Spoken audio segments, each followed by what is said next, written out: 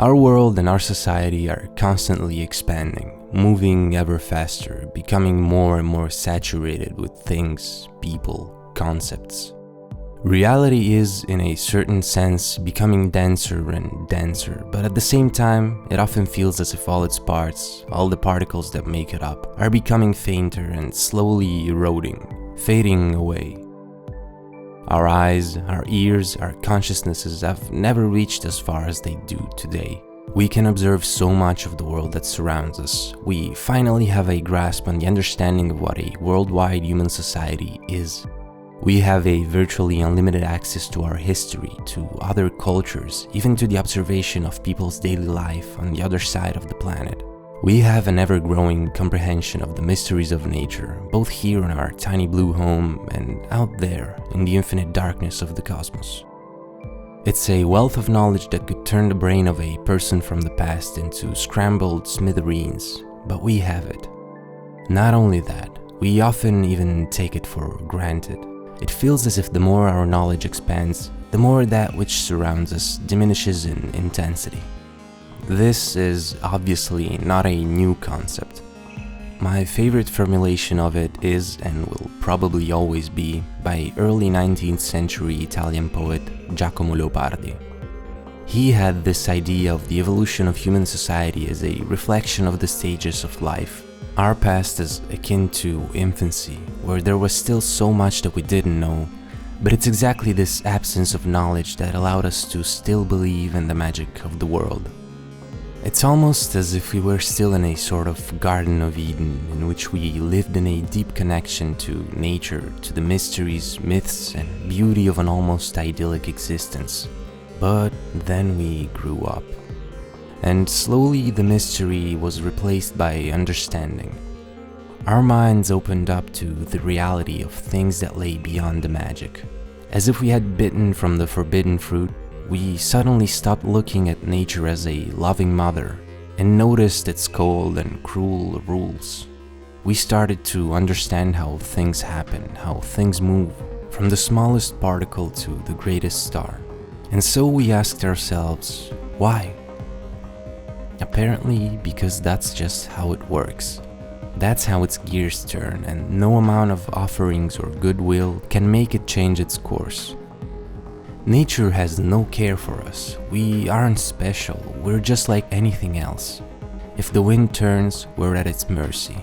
If it brings calamity, it doesn't do so to punish us. And if it brings good weather and sunlight, it doesn't do so to help or reward us. We are but ants in an uncaring universe. But we couldn't accept that, could we? And so we studied, and we built, and we grew, and we destroyed. It's nature that will be at our mercy. If she holds no will of her own, let us impose ours onto her. And so we did. And what do we have to show for it? Are we happier or even more content than we used to be? Or have we just progressively rendered all things dull, predictable, and grey? In the last poem of his short-lived life, The Setting of the Moon, Leopardi seems to give us a pretty clear answer. But mortal life, most lovely youth is gone, is never dyed by other light or other dawns again. She remains a widow all the way, and the gods determine that the night which hides our other times ends in the grave. We need only to look at the amount of people that take their own life every single day to understand that something has gone terribly wrong, and that Leopardi's words might have been quite prophetic. Some people today seem to think that the problem is more recent, that throughout the 20th century and today, our progress has been so incredibly rapid that we just weren't ready for it, that we still can't wrap our heads around how to use the tools at our disposal in the right way, that this has caused such an overload of information and stimuli in our brains that it, well, kinda fried them. And it is undeniable that scientific and technological progress has had an exponential growth, the kind we've never seen before. But do not forget that human beings might very well be the most adaptable, not microscopic, beings in the whole world. I think it's a bit silly to say that we weren't ready to utilize or comprehend things that we ourselves have created. We've become quite good at understanding the world around us. And in my humble opinion, the real problem is our inability to understand ourselves.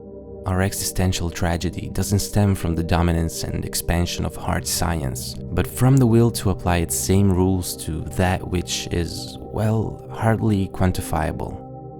We understand the how, but we might never understand the why, and it paralyzes us.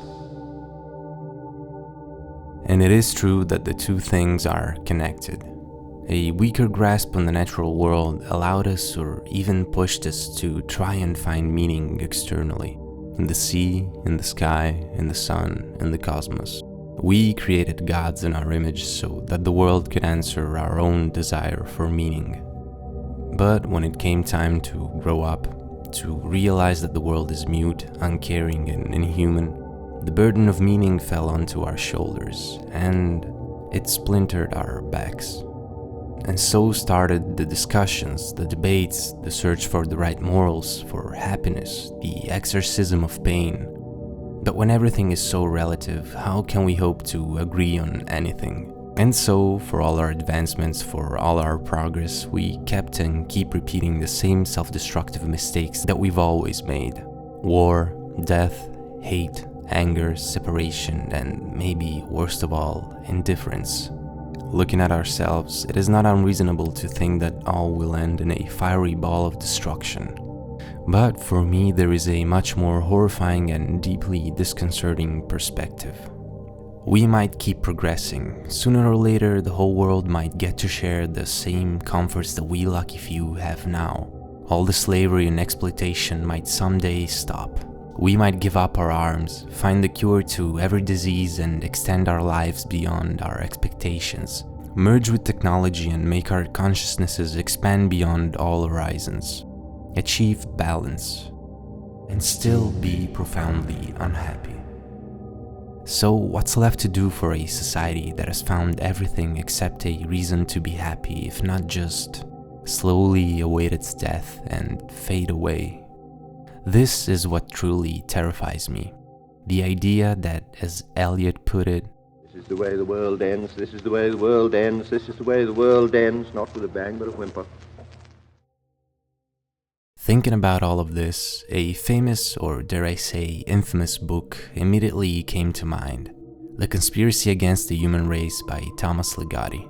The author is a pretty well-known horror writer, but in this case, he decided to go for more of an essayistic type of book. The peculiar thing about this essay, though, is, well, its thesis. You see, Ligotti did not write about horror literature, its techniques, or history, or anything else that you might expect. Instead, his objective is to demonstrate a very simple point. Being alive is not all right. Yeah. For Ligotti, our species has been cursed by having too much consciousness, so to speak. Enough of it, in fact, that it started to reflect on consciousness itself. The problem soon came.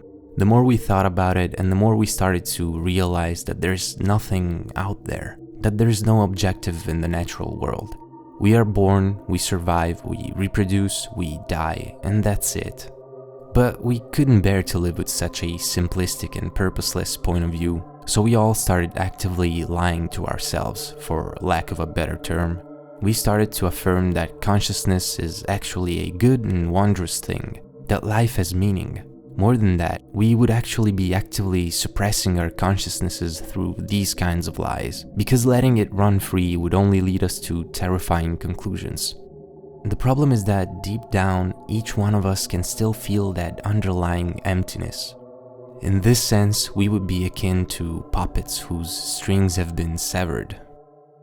Now, for transparency, it is important to mention the fact that Ligotti is not alright himself, in the sense that the man has always suffered from a cluster of psychological struggles, mainly anxiety, depression, and anhedonia. This last one, for those that are unaware, is in short a condition for which the person suffering is unable to feel joy, satisfaction, or any type of pleasure whatsoever. For some, this might be enough to disprove Ligotti's whole thesis. Of course, a person that can't feel joy will look at life as a horrible and painful thing, while seeing any kind of positive thinking as an illusion. But it's not that simple. See, the opposite viewpoint could be that it's exactly a person so far removed from pleasure and positivity that will have the clearest understanding of pain and pessimism, because these feelings would in a certain sense be undisturbed by any positive distractions or alterations. But besides this point, with which you might or might not agree, the book itself is quite interesting.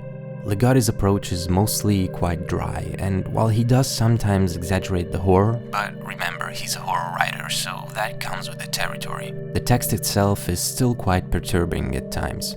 And he himself is quite aware of the fact that this book might be seen as his own way to sublimate his existential sadness. I would still recommend it as food for thought. Anyway, Ligotti brings forth a few different pessimistic philosophers as examples for the evolution of this kind of thought. One of the most interesting ones is Philipp Mainlander, who, like others, saw our destiny in the ceasing of reproduction. But not only that. Our extinction, however, would not be the outcome of an unnatural chastity, but would be a natural occurring phenomenon once we had evolved far enough to apprehend our existence as so hopelessly pointless and unsatisfactory that we would no longer be subject to generative promptings. Paradoxically, this evolution toward life sickness would be prompted by a mounting happiness among us. Only by securing every good that could be gotten in life, Mainlander figured, could we know that they were not as good as non-existence. Which is exactly the theme of today's video. This is the most disturbing form of existential horror for me, for which it is not our suffering that will lead us to wither away, but its absence. The idea that when everything will be good, whatever that means, all will be nullified and finally appear for the useless cycle that it is. Now, the thing is, I very rarely see this idea being explored in any type of media. This might be because the idea itself is quite contrived, but we do see it sometimes from a different viewpoint. We have examples of the refusal to keep going, born out of exhaustion and desperation. One perfect example of this is the Japanese film Kairo, which I've already talked about more in depth in a previous video. In short, Kairo presents to us a world in which the afterlife is, for lack of a better term, overcrowded, and so it starts seeping with its ghostly inhabitants into our own world. This, in turn, leads more and more people to either take their own life or succumb to absolute desperation and just fade away, leaving behind nothing but a shade. Now, as I explained in that video, Kairo is more of a metaphor for social connection in the digital era and depression. What's so interesting though is the lengths to which it goes with this concept. By the end of the film, we truly feel as if most of humanity is gone, like everyone just couldn't find a reason to keep going, leaving behind only a couple of stragglers with a very uncertain future. Another good example is the Dark Souls series, which has become, at this point, one of the most famous game series ever. So much so that I feel like we often forget just how absolutely bleak its setting is. In short, for those who don't know, the Dark Souls universe is subject to virtually infinite cycles of death and rebirth. And the more we keep playing through these games, the more we start feeling the uselessness of our actions. We always go through the motions.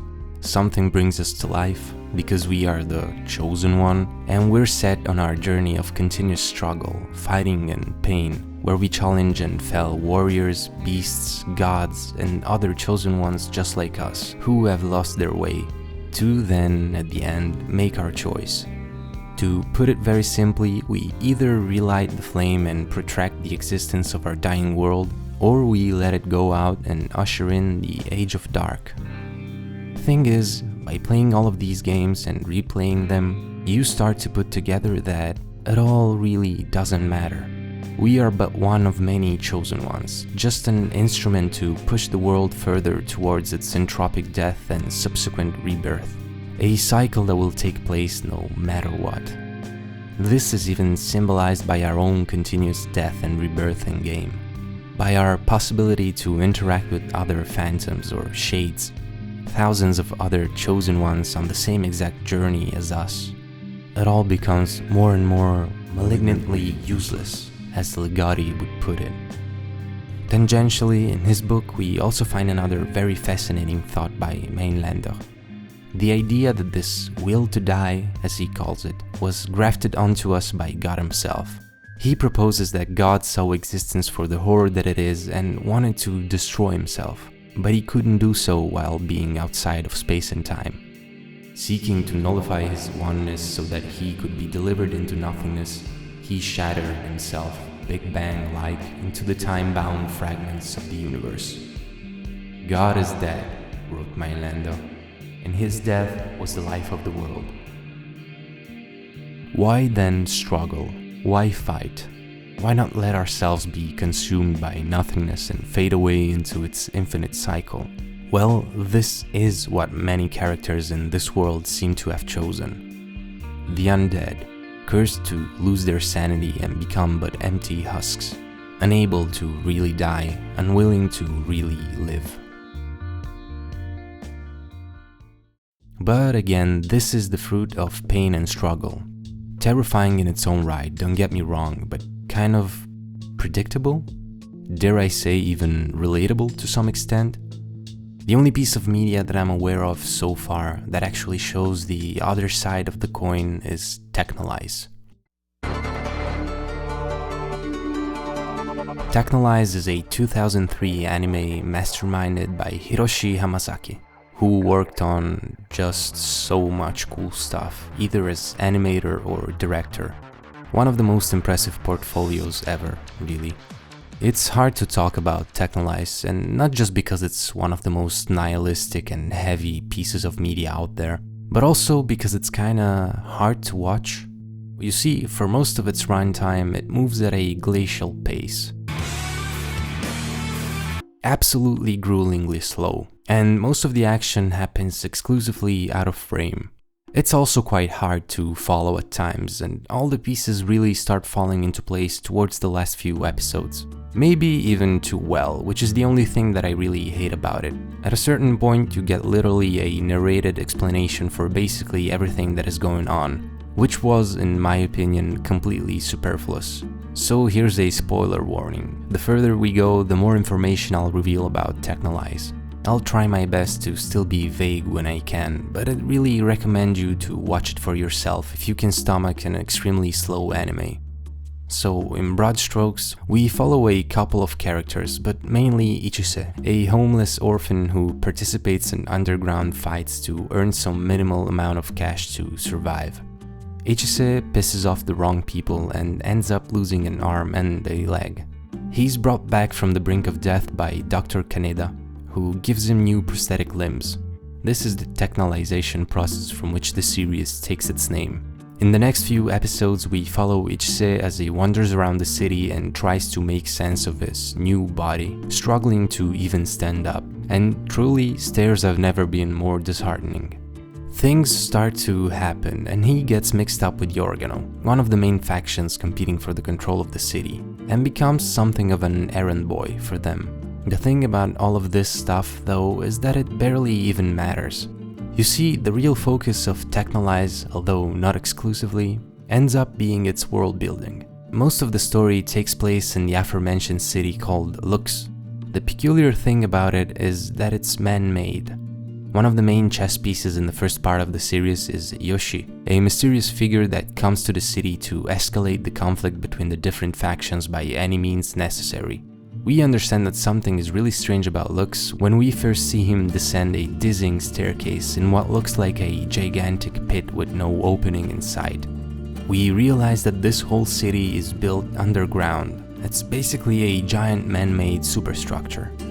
We're shown how generally miserable life is in Lux, with violence and exploitation being a normal component of daily existence. We see how everybody struggles to survive and how they're all victims to the ever-escalating faction wars that are taking place. We also start to learn of another mysterious faction called the Class. These guys are basically the technocratic elite that lives outside the city. They're highly advanced and heavily Texhnolyzed. Their plans are beyond our characters' understanding. At the head of the Class we have Kano, basically a petulant child who sees himself as God. Under his orders, the Class, who seemingly used to stay out of the business of the lowly people of Lux, also start moving pieces on the chessboard and interfering. For Kano, total Texhnolyzation is the future of humanity, a future over which he apparently wants to rule. He starts transforming the citizens of Lux in technolyzed abominations, or shapes as they call them, that begin to take over the whole city, easily overpowering all the other factions. To try and stop their plan, HSA is put on a train with Dr. Kaneda to go to the surface and ask for intervention. So here's the thing, I was already shocked enough that this was an actual possibility. Throughout the whole thing, you think that the surface world is an unreachable place, probably some kind of beautiful and advanced paradise fueled by the labor done by the citizens of Lux underground. And here's another spoiler warning. The reveal of the surface is one of my favorite twists ever in any piece of media. I highly encourage you once more to watch the dang thing, because it truly hits you like a brick to the head when you find out what's going on. And I'm going to take that away from you, okay? Okay. So, Ichise, Kaneda and their guide get out of the train and they finally see the sky. Everything around is rolling grassy hills and small country houses. It's already not the super futuristic utopia one might expect, so that's the first whiplash. The atmosphere is also incredibly strange. While everything seems peaceful, it also seems so desolate. We barely see anyone around, and slowly we start putting the pieces together. The denizens of the surface world are, at this point, nothing but fading ghosts of their former selves. From what we can gather, they've moved beyond needs. They still accept trade with Lux only as a formality, but they need nothing from them at this point. They don't care for the fate of the city at all. Ichise and the doc tell them about Kano, and about how he and his army are coming for the surface world too. But they're just like, we don't really care whether they come here and attack us. They are completely indifferent. Everyone is just wandering around in a useless routine, becoming ever more ghostly. They're just slowly waiting to completely fade out from existence. A slow death for the human race. Now, this is terrifying on so many levels. On the one side, for the whole show, we get the feeling that the surface people are something like gods, dominating and controlling everything, unreachable. And when we reach them, it's just like finally meeting God for him to tell you that there's nothing, everything is pointless, that he's just toiling away and fading slowly from reality, that he doesn't care for anything anymore. It's such a cold feeling that you, a struggling creature intent on surviving, could someday come before the most advanced being in the world for it to just tell you that it's all pointless. On the other side, it's also horrifying because for the whole run of the show, we see Lux as some sort of hell or purgatory, and we think that maybe the surface world is conversely some kind of heaven. But then we realize that the brutal underground existence was pretty much the real life, and that this place is more akin to an afterlife. In fact, it's very reminiscent of the ancient Greek afterlife, an infinite darkness in which souls wander endlessly, slowly losing any memories they had left, becoming but shades or shapes in the void.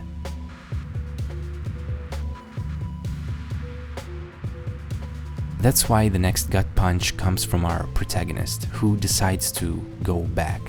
He has never stopped struggling and won't stop now. The few people he got close to are still there and they're in great danger. So he literally returns to this apparent purgatory, refusing to disappear like these overground beings. But you might already see where this is going. He is too late. When he comes back, everything is already lost. The shapes have stopped moving and have grown roots, thinking that they're getting ready for the next step of evolution, for their eventual rebirth. The few people that Ichise cared for which he came back, are brutally destroyed before his very eyes. And so the series ends with him alone in this now desolate city of Lux, and he just lies down, stops struggling and gives up. Ichise is not at all dissimilar to our Dark Souls protagonists, eternal survivors in a maddening and useless cycle. But he is even more tragic, because he witnessed the ultimate reality of existence, and he's seen that it's absolutely nothing. It's malignantly useless. You might think that this is all way too exaggerated, way too sci-fi philosophical mumbo-jumbo and stuff, but I don't know. It all brought back the memory for me of the behavioral sync experiment. You might have already heard of it. It's a morally dubious experiment, to say the least, from the 70s by John B. Calhoun, who wanted to observe the behavior of rats in a state of overpopulation. So he built a big tank in which he would put these rats, and he called them rat utopias or mice paradises, because there would be no predators, the enclosures would be regularly cleaned, the rats were disease-free, and they'd have all the food they needed.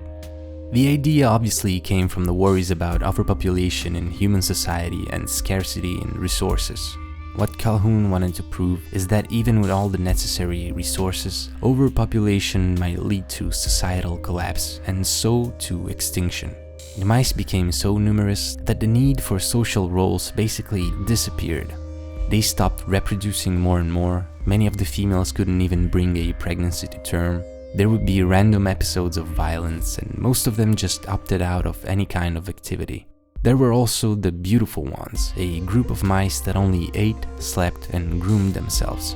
The population reached critical mass at a certain point and stopped. They would reproduce no more, and their numbers actually started to wind down.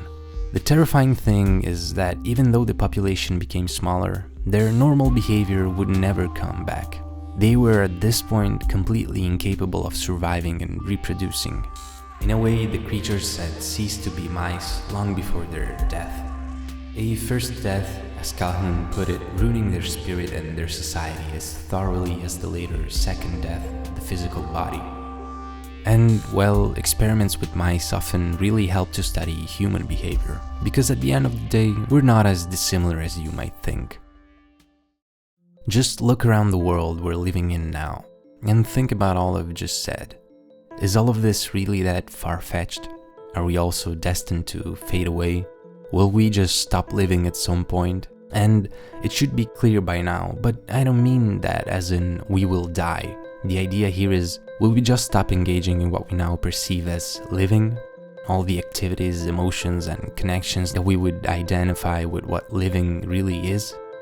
Eating, sleeping, and waiting is not enough to have the real human experience of life, is it? So I can't really end it like this. I can't leave you with just an existential black hole. One of the reasons for which I love Ligotti's book so much is actually because it had the complete opposite effect on me. It made me appreciate life even more. His whole thesis falls apart in front of a person that can sincerely say, I love living. Sure, life can be hard, and sure, people like Ligotti might say that anything positive we feel towards it is just an illusion. And what do I know, they might even be right. But I guess that I feel differently. I really feel like I feel it inside me. And I don't care if it's an illusion, it's still beautiful. And I have faith in the fact that while there's still at least some people out there that feel the same, we will never be completely lost, and we will never completely fade away. You know, when at the start of this essay I cited Giacomo Leopardi's last poem, and how darkly it ends? Well, he's often remembered as a very depressing author, but people too often forget that he also had a spark for life. I like to remember him more for his second to last poem, La Ginestra, or Il fiore del deserto. In English you could call it Broom, or the flower of the desert. In this composition, Leopardi uses the image of the titular broom, a flower that grows and somehow survives in arid and lifeless places. In this case, the slopes of the volcano Vesuvius. The flower is a metaphor, a pure image of resistance against the most terrible adversities, the will to go on living.